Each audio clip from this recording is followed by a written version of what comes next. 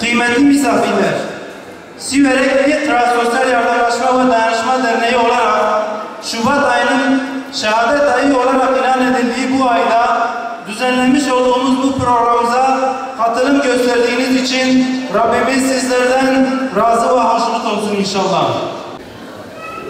Euzu billahi mineşşeytanirracim. Bismillahirrahmanirrahim.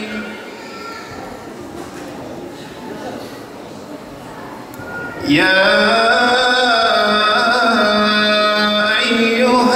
eyyühellezîne âmenü ista'înû bis-sabri ve's-salâh.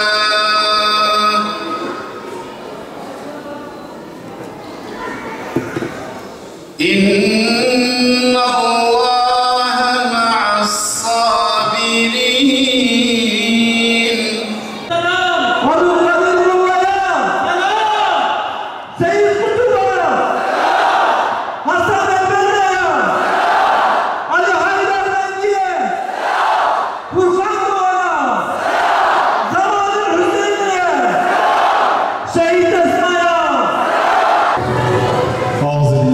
Şeytanirracim.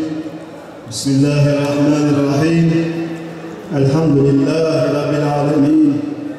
Allahümme salli ala Muhammedin ve ala ali Muhammed.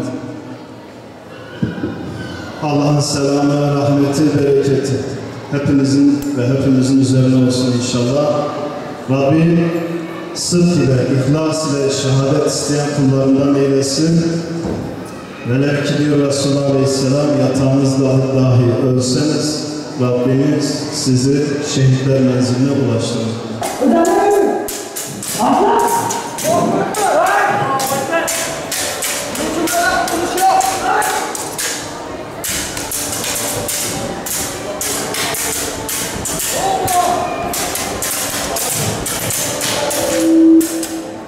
Muhammed'in namaz kılarken çok yakın.